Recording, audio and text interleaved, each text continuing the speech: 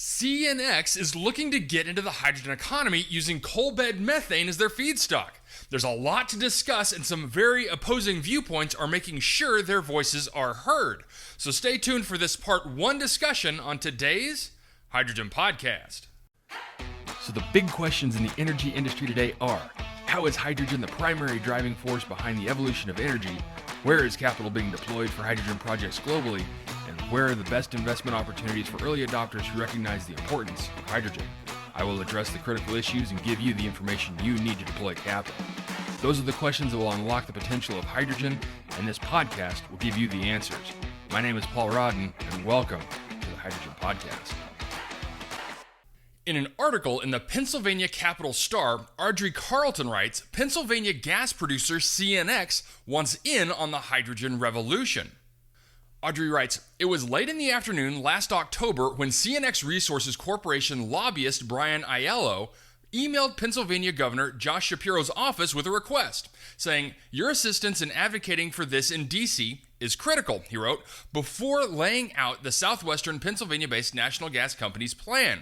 The plan, Aiello explained, is to capture methane from coal mines, found at those both active and abandoned, released from underground seams during and long after the extraction process, and sell it to Pennsylvania hydrogen producers.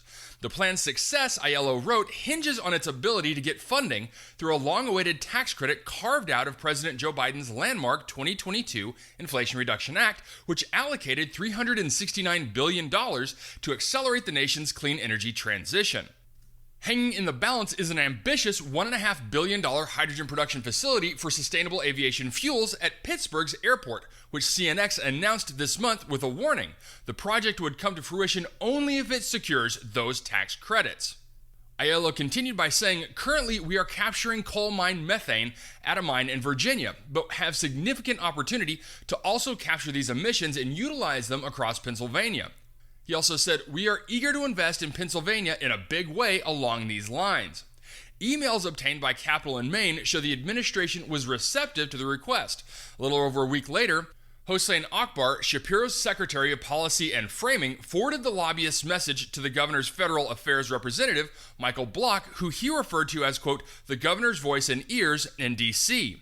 Akbar also wrote, Brian is a friend and VP at CNX. We'll let you two take it from here. The request came in the final weeks of deliberation on a collaboration that Aiello and Shapiro's office were planning to announce in November of 2023. The partnership, in which CNX agreed to a series of voluntary measures designed to improve and assess its impact on the environment, was held up as a successful case of coalition building amid a divided government. Yet it quickly proved controversial when environmentalists described the partnership as little more than a PR stunt on behalf of CNX, which operates hundreds of wells across the state. CNX has long had a prickly relationship with environmental groups. Among other violations, it was fined $200,000 by state regulators in 2022 for fracking fluid spills. Its CEO, Nick DeIuliis, has repeatedly minimized the threat of climate change and mocked the Paris Climate Accords as a debacle. At the time of the request, the U.S. Treasury Department was finalizing a proposed rule known as the 45V that would govern a tax credit intended to jumpstart the hydrogen industry. The rule, thus far debated over several hearings after drawing more than 30,000 public comments, has the potential to jumpstart a new sector that climate advocates hope can be truly clean. But the proposed rules leave unanswered questions about using hydrocarbons to produce hydrogen as part of the clean energy transition. While energy agnostic, the tax credit will be doled out to hydrogen producers at tiered rates based on the emissions they generate, with the lowest emitting producers receiving the most and their higher emitting counterparts substantially less. In a quote from Julie McNamara, Deputy Policy Director with the Climate and Energy Program at the Union of Concerned Scientists, the top tier of the tax credit is extremely lucrative.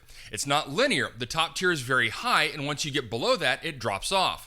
In theory, the tax credits would subsidize the production of so-called green hydrogen, which is produced with renewable energy and made via electrolysis, in which water molecules are split. But hydrocarbon companies that are interested in using methane to produce so-called blue or gray hydrogen want those tax credits as well. And without them, projects such as the planned hydrogen hub at Pittsburgh International Airport would likely not make financial sense. Producers like CNX are now pushing to make sure those tax credits arrive. This again according to McNamara, and new documents show so is the Shapiro administration. After the October 2023 email exchange, both CNX and the Commonwealth of Pennsylvania urged the Treasury Department to ensure that the tax credits would be available to incentivize methane-based hydrogen production. If they get what they want, advocates warn, the future of green hydrogen could be derailed and the nation's transition from hydrocarbons slowed. The Biden administration is betting big on hydrogen as environmentalists and energy experts alike debate the role the fledgling energy source will play in the decarbonized future. The Intergovernmental Panel on Climate Change, or IPCC, is adamant that reducing hydrocarbon use is essential to limiting global heating, which has already caused temperatures to increase, storms to become more intense, and the world's oceans to rise.